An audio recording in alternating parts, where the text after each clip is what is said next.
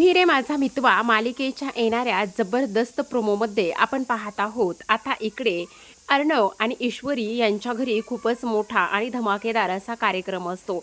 आता हा कार्यक्रम असतो इकडे नम्रता आणि त्याचबरोबर आकाश ह्या दोघांच्याही रिसेप्शनचा आणि त्या कार्यक्रमालाच आता इकडे ह्या राकेशने खूप मोठा डाव साधलेला असतो, संधी साधलेली असते।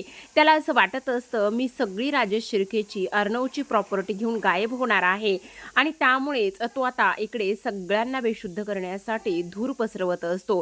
आता धूर पसरवल्यानंतर तो घरामध्ये येतो। घरामध्ये आल्यानंतर स्वतःच्या चेहऱ्याचा मास्क बाजूला काढतो आणि सगळेजण जागच्या जागीच पडलेले असतात, बेशुद्ध झालेले असतात।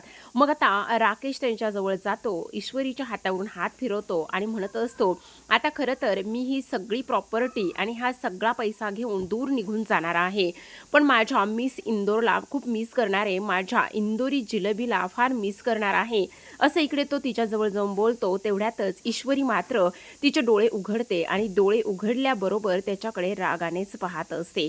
इथे मात्र ह्याचा हा सगळा प्लॅन जो आहे तो फ्लॉप झालेला असतो। ईश्वरी रागाने उठते आणि त्याच्या सनकन कानाखाली वाजवत असते। आता ईश्वरीने वाजवल्यानंतर अर्णव उठून उभा राहतो, तो तिच्या बाजूला। त्यानंतर एक एक करून सगळ्यांना शुद्ध आलेली असते।